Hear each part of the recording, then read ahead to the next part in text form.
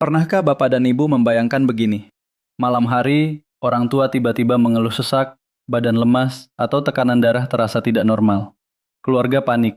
Anak mencari kartu BPJS. Cucu membuka ponsel untuk mencari rumah sakit terdekat. Di tengah suasana genting itu, satu pertanyaan muncul dan membuat hati makin tidak tenang.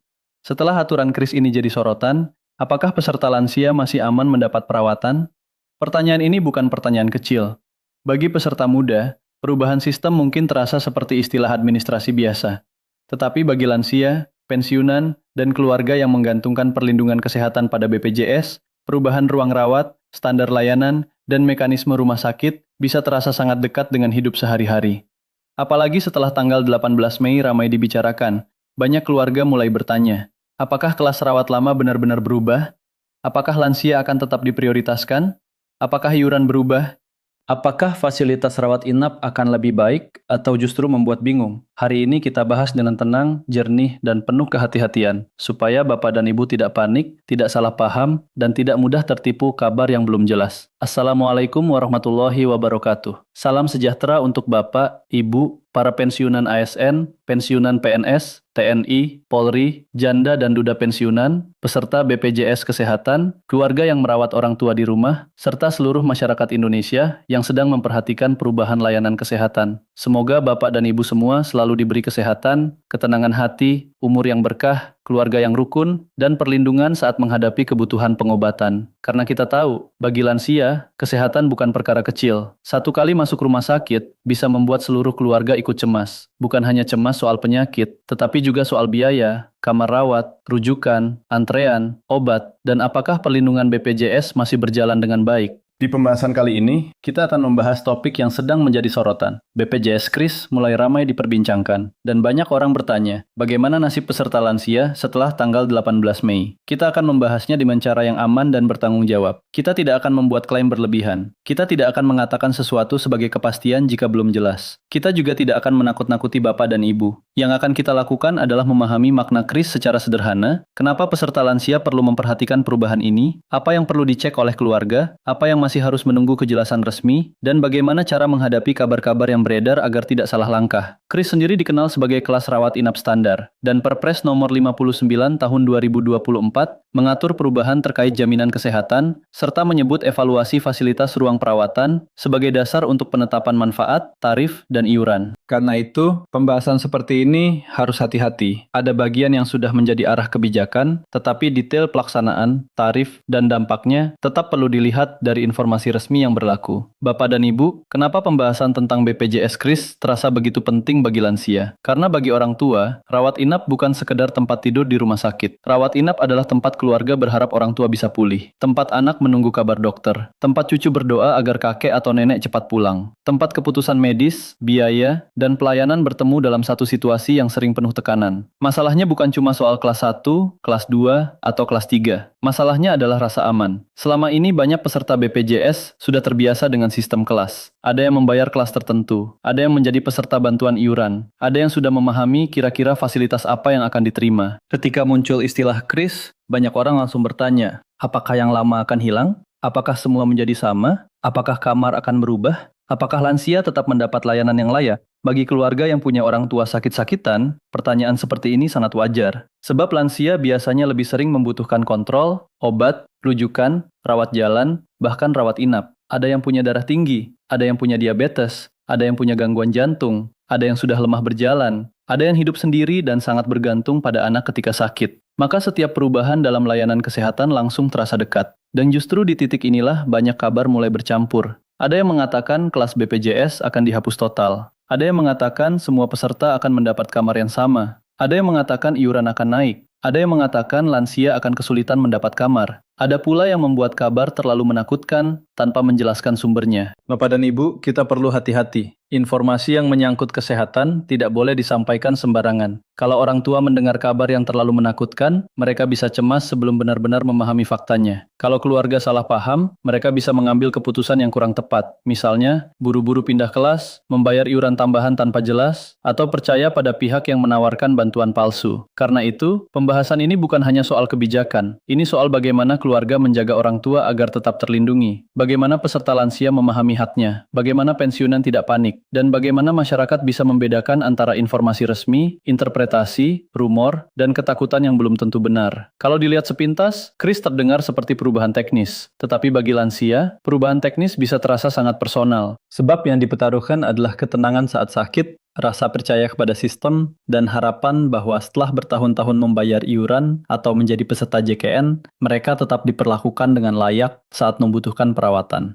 Sekarang mari kita pahami konteksnya dengan bahasa yang sederhana. KRIS adalah singkatan dari kelas rawat inap standar. Secara umum, istilah ini mengarah pada upaya menstandarkan fasilitas rawat inap bagi peserta JKN. Sehingga pelayanan rawat inap tidak hanya dilihat dari label kelas, tetapi dari standar minimum fasilitas yang harus dipenuhi rumah sakit. Perpres nomor 59 tahun 2024 menjadi salah satu dasar penting dalam pembahasan ini. Peraturan tersebut mengubah Perpres nomor 82 tahun 2018 tentang jaminan kesehatan. Dan dalam lampiran serta ketentuannya, terdapat arah mengenai standar ruang perawatan, serta evaluasi yang menjadi dasar penetapan manfaat, tarif, dan iuran. Dokumen peraturan juga menyebut bahwa penetapan manfaat, tarif, dan iuran ditetapkan paling lambat 1 Juli 2025. Namun, Bapak dan Ibu perlu memahami hal penting ini. Adanya aturan dan arah kebijakan bukan berarti semua perubahan otomatis dirasakan sama pada hari yang sama oleh seluruh peserta di seluruh Indonesia. Pelaksanaan di lapangan bisa melibatkan kesiapan rumah sakit, ketersediaan kamar, penyesuaian fasilitas, sistem administrasi, dan komunikasi kepada peserta. Di beberapa pemberitaan sebelumnya, BPJS Kesehatan juga pernah menjelaskan bahwa evaluasi implementasi KRIS menjadi landasan untuk penetapan manfaat layanan, tarif yang dibayarkan kepada rumah sakit, dan penyesuaian iuran peserta. Pada saat keterangan itu disampaikan, pelayanan fasilitas kesehatan disebut masih sama seperti sebelum Perpres tersebut berlaku. Artinya, Bapak dan Ibu jangan langsung menyimpulkan bahwa setelah tanggal tertentu, semua berubah drastis tanpa tahapan. Jangan juga langsung percaya jika ada pesan yang mengatakan bahwa peserta lansia otomatis kehilangan hak rawat inap. Informasi seperti itu harus diperiksa dengan hati-hati. Dalam konteks lansia, yang perlu diperhatikan bukan hanya istilah KRIS, tetapi juga bagaimana perubahan ini dikomunikasikan kepada peserta. Banyak lansia tidak selalu memahami bahasa kebijakan. Mereka lebih memahami hal praktis. Kalau sakit harus kemana? Kartu BPJS masih bisa dipakai atau tidak? Kamar rawat masih tersedia atau tidak? Apakah harus bayar tambahan? Apakah rujukan berubah? Apakah obat tetap ditanggung? Pertanyaan-pertanyaan seperti ini sangat penting, dan jawabannya harus dilihat melalui kanal resmi. Fasilitas kesehatan, aplikasi mobile JKN, kantor BPJS Kesehatan, atau informasi dari rumah sakit yang bekerja sama. Jangan hanya mengandalkan pesan berantai. Jadi, konteks besarnya adalah KRIS merupakan isu kebijakan rawat inap yang memang perlu diperhatikan.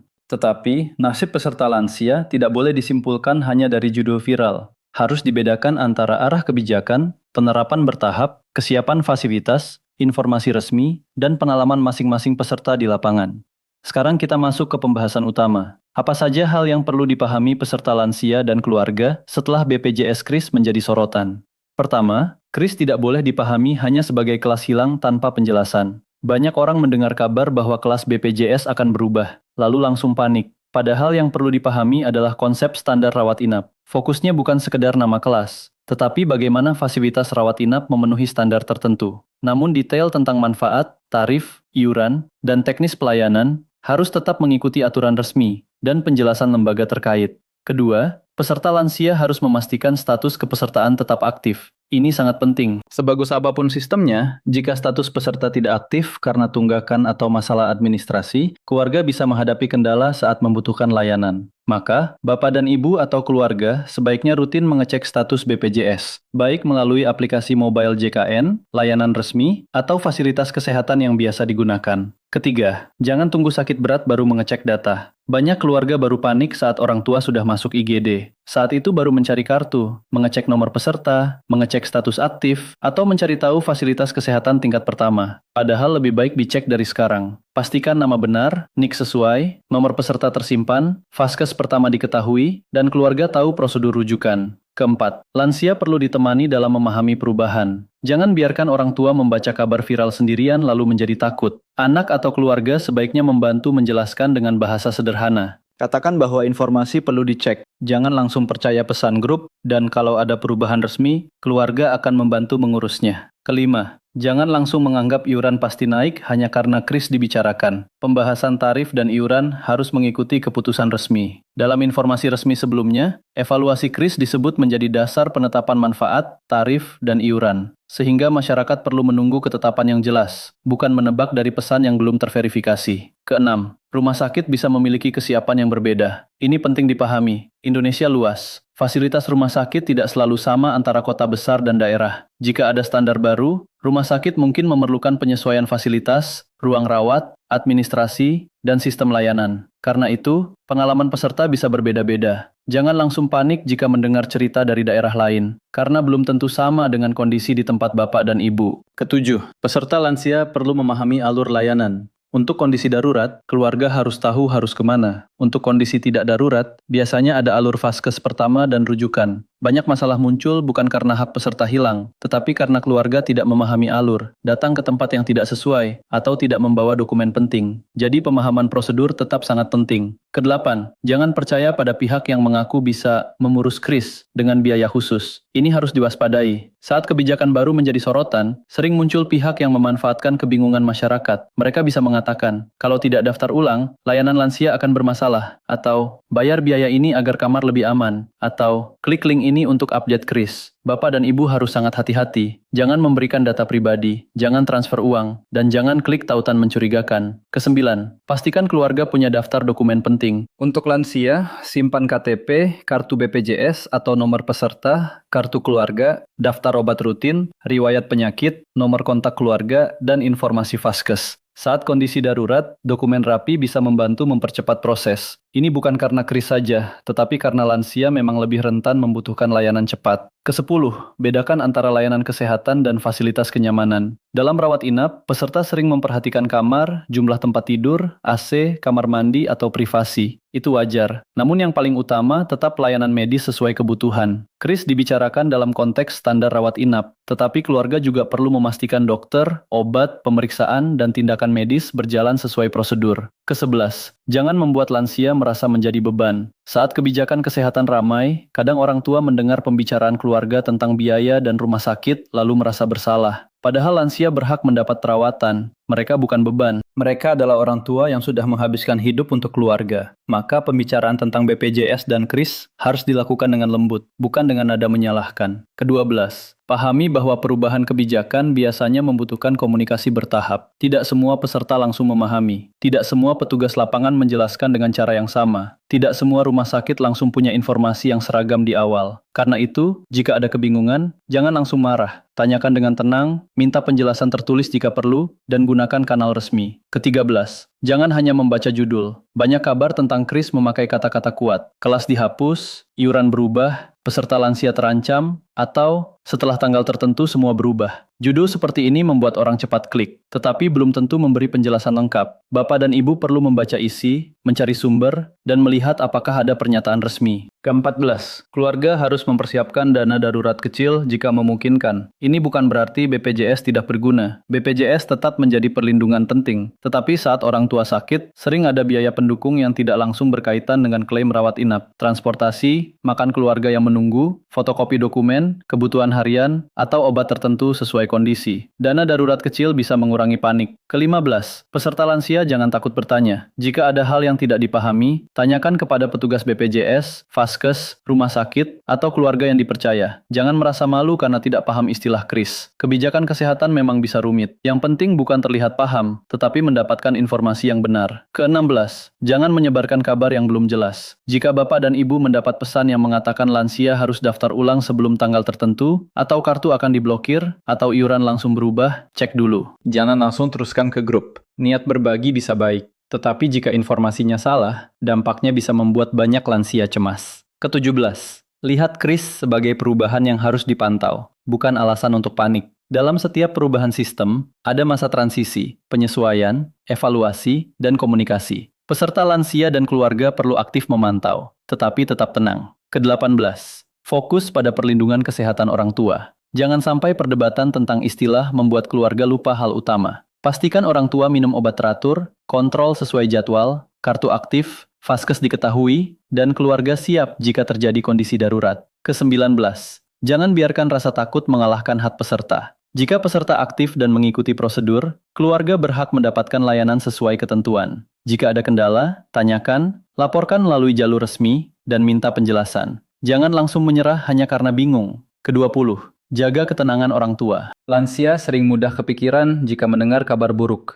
Maka, keluarga sebaiknya menyampaikan informasi dengan bahasa yang menenangkan. Kita cek pelan-pelan, Bu. Kartu tetap kita simpan. Status kita cek. Kalau ada perubahan resmi, kita urus bersama. Kalimat sederhana seperti ini bisa membuat orang tua merasa aman. Bapak dan Ibu, dari semua poin ini, inti besarnya adalah Kris memang perlu diperhatikan, tetapi jangan disikapi dengan panik. Peserta lansia perlu dilindungi dengan informasi yang benar, data yang rapi, status kepesertaan yang aktif, dan keluarga yang siap membantu. Sekarang kita masuk ke bagian reality check. Karena ketika sebuah kebijakan kesehatan menjadi sorotan, biasanya ada 3 hal yang muncul bersamaan. Informasi resmi, tafsir masyarakat, dan rumor yang dibesar-besarkan. Pertama, jangan langsung percaya jika ada pesan yang mengatakan, setelah 18 Mei, lansia tidak aman lagi dengan BPJS. Kalimat seperti itu terlalu menakutkan dan perlu sumber yang jelas. Jika tidak ada penjelasan resmi, jangan dijadikan fakta. Kedua, jangan langsung percaya jika ada pesan yang mengatakan semua peserta wajib daftar ulang Kris lewat link tertentu. Ini sangat berbahaya. Jika ada tautan yang meminta NIK, nomor BPJS, foto KTP, nomor rekening, OTP, atau data pribadi lain, berhenti. Jangan isi, jangan kirim, jangan teruskan. Ketiga, jangan menganggap semua perubahan berarti hak peserta hilang. Perubahan sistem bisa berarti penyesuaian standar, mekanisme, atau administrasi. Tetapi hak peserta harus dilihat berdasarkan ketentuan resmi. Jangan sampai satu kalimat viral membuat Bapak dan Ibu merasa tidak lagi berhak mendapatkan layanan. Keempat, jangan menganggap semua kabar tentang iuran sebagai kepastian. Tarif dan iuran adalah hal sensitif. Jika belum ada keputusan resmi yang jelas, maka angka yang beredar harus dianggap belum terverifikasi. Jangan membuat keputusan keuangan hanya berdasarkan angka dari pesan grup. Kelima, hati-hati dengan orang yang menawarkan bantuan berbayar. Misalnya, ada yang mengatakan bisa mengurus status Kris, memindahkan kelas, mempercepat kamar, atau menjamin layanan lansia dengan biaya tertentu. Ini perlu dicurigai. Urusan resmi harus melalui kanal resmi, bukan lewat orang tidak jelas. Bapak dan Ibu, mari kita bedakan istilah. Fakta adalah informasi yang bisa diperiksa dari sumber resmi. Rumor adalah kabar yang beredar tetapi belum pasti. Asumsi adalah dugaan. Estimasi adalah perkiraan. Simulasi adalah contoh untuk membantu memahami kemungkinan. Sedangkan keputusan resmi adalah informasi yang dikeluarkan oleh pihak berwenang dengan detail yang jelas. Masalahnya, di media sosial, semua ini sering dicampur. Rumor disebut fakta, tafsir disebut keputusan, potongan berita lama disebut update terbaru, gambar editan disebut pengumuman resmi. Akibatnya, peserta lansia yang seharusnya tenang justru menjadi gelisah.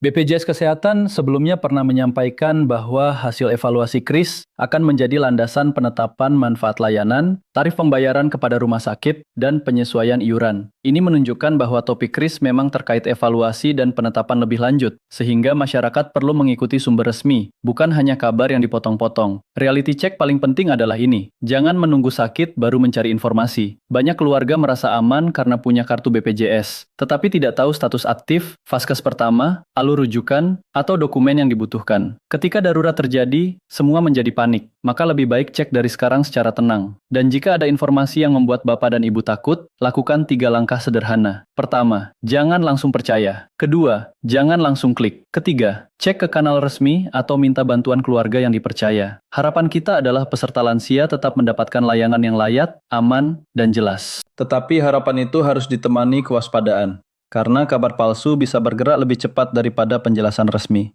Bapak dan Ibu, mari kita bicara dari hati ke hati. Ketika kita membahas BPJS, Kris, rumah sakit, dan peserta lansia, sebenarnya kita sedang membahas sesuatu yang sangat dekat dengan keluarga. Kita sedang membahas seorang ibu yang dulu mengurus anak dari kecil, sekarang perlu ditemani ke puskesmas. Kita sedang membahas seorang ayah yang dulu bekerja keras, sekarang mulai lemah berjalan. Kita sedang membahas kakek yang dulu mengantar cucu sekolah, sekarang butuh bantuan membaca resep obat. Kita sedang membahas nenek yang selalu berkata, tidak apa-apa, meski sebenarnya tubuhnya sakit. Lansia sering menyimpan kekhawatiran sendiri. Mereka tidak ingin merepotkan anak, tidak ingin membuat keluarga terbebani, tidak ingin dianggap lemah. Ketika mendengar kabar tentang perubahan BPJS, mereka mungkin tidak banyak bertanya, tetapi di dalam hati muncul rasa takut. Kalau nanti saya sakit, apakah masih bisa dirawat? Kalau anak tidak punya uang, apakah BPJS cukup? Kalau kamar penuh, saya harus bagaimana? Pertanyaan seperti ini sangat manusiawi, karena di usia tua, rasa aman menjadi sangat berharga. Bukan lagi soal kemewahan, bukan soal fasilitas berlebihan, tetapi soal kepastian bahwa saat tubuh melemah, ada sistem yang membantu, ada keluarga yang mendampingi, ada layanan yang bisa diakses, ada martabat yang tetap dijaga. Maka ketika kris menjadi sorotan, jangan hanya melihatnya sebagai kebijakan. Lihatlah dari sudut pandang orang tua. Mereka butuh bahasa yang sederhana. Mereka butuh penjelasan yang menenangkan. Mereka butuh anak atau keluarga yang berkata, "Tenang, kita cek sama-sama. Jangan percaya pesan sembarangan. Kalau perlu, kita tanya ke BPJS atau rumah sakit." Bapak dan Ibu, kesehatan lansia bukan hanya urusan dokter. Ini urusan kasih sayang, urusan kesiapan keluarga, urusan komunikasi, urusan rasa hormat kepada orang yang sudah lebih dulu berjuang dalam hidup. Kita tidak boleh membuat orang tua panik dengan kabar yang belum jelas. Kita juga tidak boleh menutup mata terhadap perubahan yang memang perlu dipahami. Jalan tengahnya adalah tetap peduli, tetap mencari informasi, tetap tenang, dan tetap melindungi mereka dari penipuan maupun salah paham. Karena pada akhirnya, nasib peserta lansia bukan hanya ditentukan oleh satu istilah kebijakan. Nasib mereka juga ditentukan oleh seberapa siap keluarga memahami prosedur, menjaga data, memastikan status aktif, dan mendampingi saat sakit. Jika orang tua merasa aman, keluarga pun lebih tenang. Jika informasi jelas, keputusan lebih baik. Jika rumor disaring, hati tidak mudah gelisah. Dan jika layanan kesehatan dipahami dengan benar, maka masa tua bisa dijalani dengan lebih bermartabat. Sekarang, apa yang sebaiknya Bapak dan Ibu lakukan setelah mendengar kabar BPJS Kris menjadi sorotan? Pertama, cek status kepesertaan BPJS. Pastikan aktif. Jangan menunggu sakit. Cek melalui aplikasi mobile JKN jika bisa, melalui keluarga yang dipercaya, atau datang ke kanal layanan resmi.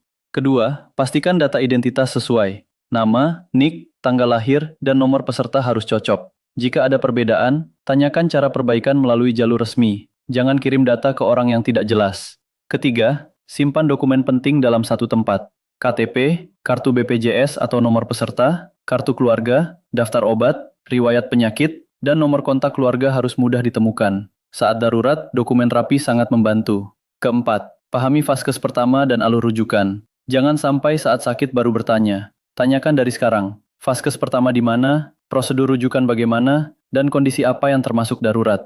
Kelima, jangan klik link sembarangan tentang kris. Jika ada pesan, daftar ulang BPJS kris, verifikasi lansia, atau update data sebelum diblokir, jangan langsung percaya. Apalagi jika meminta OTP, PIN, nomor rekening, atau foto dokumen. Keenam, jangan bayar orang yang mengaku bisa mempercepat layanan. Jika ada yang menawarkan bantuan dengan biaya tertentu, hati-hati. Urusan BPJS harus melalui prosedur resmi. Ketujuh, pantau informasi dari sumber resmi. Media sosial bisa menjadi awal mengetahui kabar, tetapi jangan jadikan satu-satunya pegangan. Untuk keputusan penting, cek ke BPJS Kesehatan, Vaskes, rumah sakit, atau kanal resmi pemerintah. Kedelapan, ajak keluarga bicara. Anak, cucu, dan saudara perlu tahu kondisi BPJS orang tua. Jangan hanya satu orang yang memegang informasi. Jika terjadi darurat, keluarga harus tahu apa yang harus dilakukan. Kesembilan, siapkan dana pendukung jika memungkinkan. BPJS membantu pelindungan kesehatan, tetapi keluarga tetap perlu menyiapkan biaya transportasi, makan pendamping, dan kebutuhan kecil saat rawat inap. Ini bukan untuk menakut-nakuti, tetapi untuk mengurangi panik. Kesepuluh, jaga kesehatan sebelum sakit berat. Lansia sebaiknya kontrol rutin, minum obat sesuai anjuran dokter, menjaga pola makan, dan tidak menunda pemeriksaan jika ada keluhan. Perlindungan kesehatan paling baik adalah mencegah kondisi memburuk. Kesebelas, jangan menyebarkan kabar yang belum jelas. Jika ada informasi mengejutkan tentang kris, cek dulu. Jangan langsung teruskan ke grup lansia atau pensiunan. Satu pesan yang salah bisa membuat banyak orang takut. Kedua belas, tetap tenang. Perubahan kebijakan memang bisa membingungkan, tetapi panik tidak membantu. Yang membantu adalah data rapi, status aktif, informasi resmi, dan keluarga yang siap mendampingi. Bapak dan Ibu, langkah-langkah ini sederhana, tetapi sangat penting. Karena dalam urusan kesehatan lansia, kesiapan kecil bisa menjadi penolong besar. Lebih baik mengecek sekarang saat sehat daripada panik saat sakit. Lebih baik bertanya lebih awal daripada bingung di depan loket rumah sakit. Lebih baik berhati-hati dengan informasi daripada menyesal karena data pribadi bocor. Bapak dan Ibu yang kami hormati, BPJS Kris memang sedang menjadi sorotan. Banyak orang membicarakannya. Banyak keluarga mulai bertanya, banyak lansia merasa khawatir. Tetapi seperti yang sudah kita bahas, kekhawatiran harus dijawab dengan informasi yang benar, bukan dengan rumor. Jangan langsung percaya kabar yang mengatakan lansia akan kehilangan hak. Jangan langsung panik mendengar kelas berubah. Jangan langsung mengisi link daftar ulang yang tidak jelas. Jangan membayar pihak yang mengaku bisa membantu dengan jalan pintas. Dan jangan menunggu sakit baru mengecek status BPJS. Kalau ada perubahan resmi, kita pantau. Kalau ada aturan baru, kita pahami. Kalau ada informasi yang belum jelas, kita saring. Yang paling penting, peserta lansia harus tetap didampingi dengan sabar dan penuh hormat. Untuk Bapak dan Ibu lansia yang mungkin sedang khawatir, semoga hati Bapak dan Ibu tenang. Jangan merasa sendiri. Kesehatan Bapak dan Ibu penting. Martabat Bapak dan Ibu penting. Hak Bapak dan Ibu sebagai peserta harus dipahami dan dijaga. Untuk anak dan keluarga, jagalah orang tua dengan informasi yang benar. Jangan hanya mengurus saat sakit, tetapi bantu mereka memahami sejak sekarang. Cek statusnya, simpan dokumennya, pahami alurnya, lindungi dari penipuan. Dan yang tidak kalah penting, tenangkan hatinya. Karena masa tua yang bermartabat bukan hanya soal obat dan kamar rawat. Masa tua yang bermartabat juga soal rasa aman, pendampingan keluarga, dan kejelasan informasi. Sebelum pembahasan ini ditutup, mari kita renungkan satu hal. Apakah kita akan membiarkan orang tua cemas karena kabar yang belum jelas? Atau mulai hari ini, kita bantu mereka mengecek, memahami, dan merasa aman?